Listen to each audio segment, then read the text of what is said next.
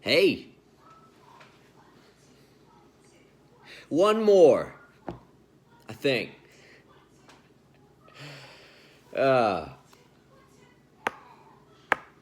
When the waterfall's going, why stop it? No, I wanted to do a quick one. You know, I brought this book up earlier, Steiner, Education of the Child. I like Steiner. He's got other books. He's got one. It's more about music, and he goes into the, like spiritual idea through music. And I really enjoy that. As a musician and a songwriter, I always felt that there was like another layer to music, how it affects our spirit and our soul. And I do feel like he does a really good job explaining that. I'll probably share that book another time. But I wanted to share this one because it's about children. And as a father, it relates. I'm a father. I'm a teacher.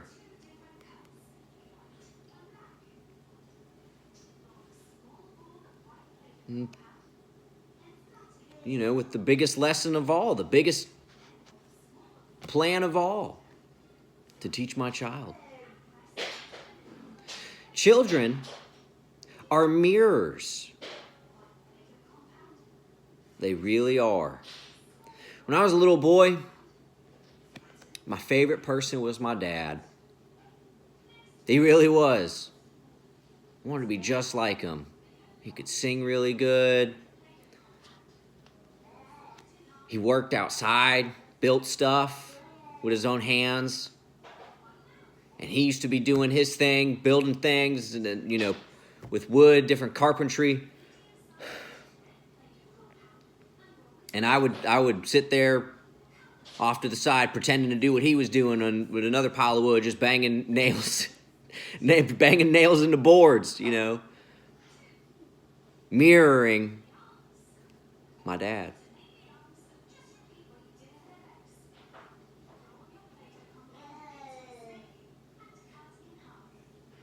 So it's important as parents to realize this, that our children are just reflections of us.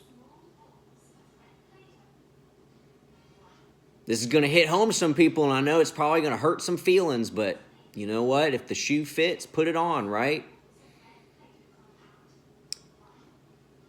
I get a good judgment of character based off of somebody's kids. Oh, yeah. Because children just do, especially the young ones. There's a concept that this man goes into. He was really into Waldorf education, and I think there's a good point to that. We have a systematic way of our education system, especially in the preschool ages, that I just feel like really limits the mind and the imagination of a child.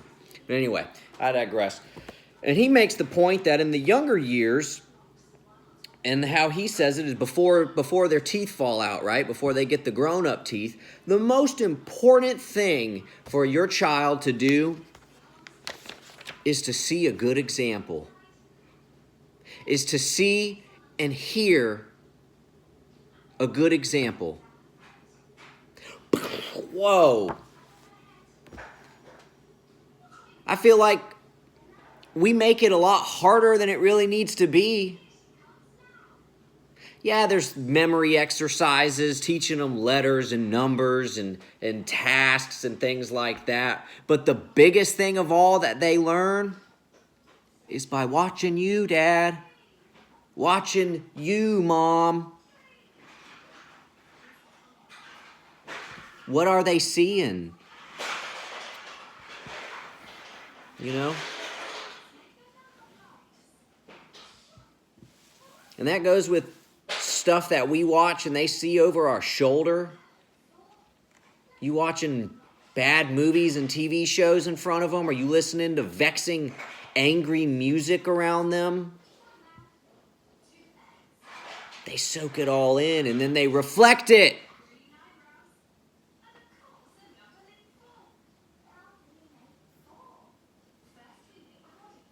Another big thing that I think is important, especially when it comes to teaching children, is to incorporate art.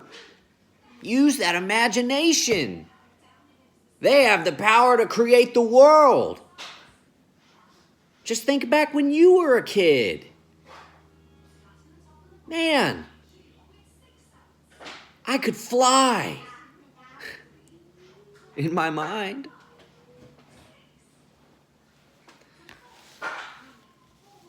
Now incorporate that art.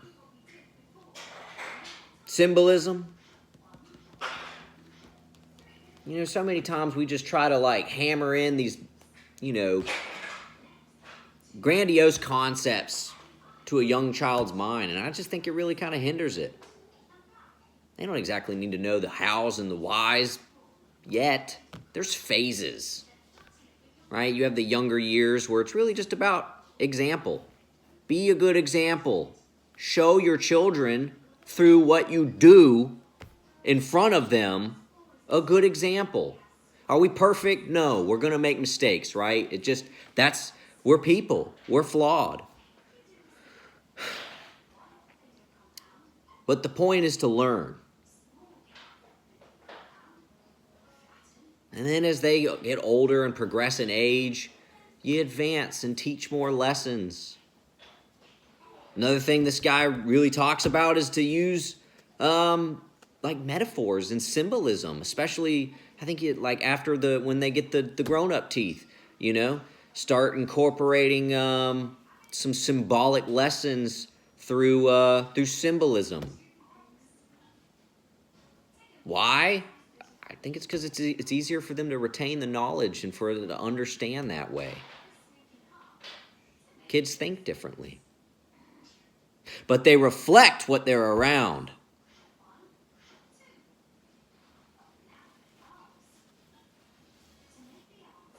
People want to be like, well, I just got a bad kid.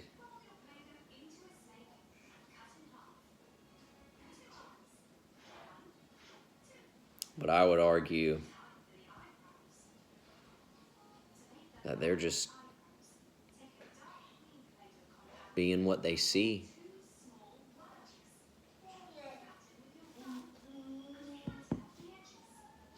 All right, guys. Have a good day.